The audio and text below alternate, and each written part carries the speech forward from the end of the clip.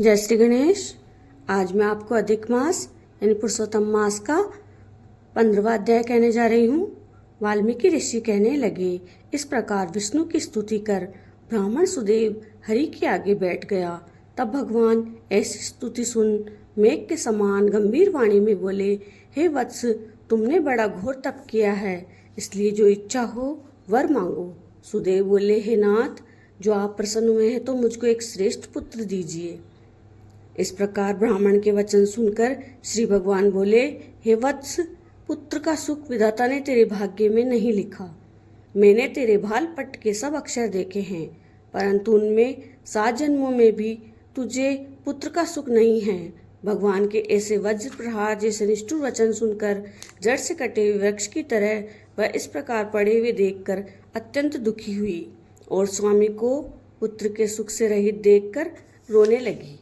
फिर वह स्त्री धैर्य धारण कर अपने पड़े हुए पति से इस प्रकार बोली, हे नाथ, धीरज धारण कीजिए, उठो। जो विधाता ने ललाट में लिख दिया है वह सुख अथवा दुख अवश्य ही भोगना पड़ेगा। इस प्रकार उस स्त्री के तीव्र शोक से युक्त वचन सुनकर उत्पन्न दुख से कांपता हुआ गरुड़ विष्णु से कहने लगा, हे हरे, आप इस शोक सागर में डूबी हुई ब्राह्मणी को देखिए और गिरते हुए आंसुओं से व्याकुल ब्राह्मण को देखिए। हे दीनबंधु, आपकी दुखों को न सहने वाली दया कहाँ गई? श्री नारायण बोले, इस प्रकार गरुड़ के वचन सुनकर श्री विष्णु भगवान गरुड़ से अमृत समान वचन बोले, हे खगवर, इस ब्राह्मण को एक एक मनोगत पुत्र शीघ्र दें। इस प्रकार हरि के अनुकूल वचन सुनकर गरुड़ ने अति प्रसन्न होकर उस ब्राह्मण को अति सुंदर एक पुत्र दिया। जय श्री गणेश। जय श्री गणेश। आज मैं आपको पुरुषोत्तम मास का 16वां अध्याय कहने जा रही हूँ। वाल्मीकि ऋषि कहने लगे, इस प्रकार अनुपम वर देखकर दोनों स्त्री पुरुषों को देखते देखते हरि भगवान गरुड़ पर चढ़कर अपने स्थान को चले गए।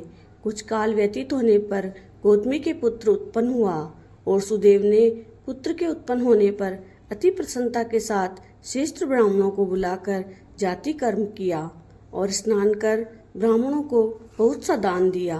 पिता के मनोरथ के साथ माता के मन को आनंद देने वाला वह पुत्र शुक्ल पक्ष के चंद्रमा के समान बढ़ने लगा।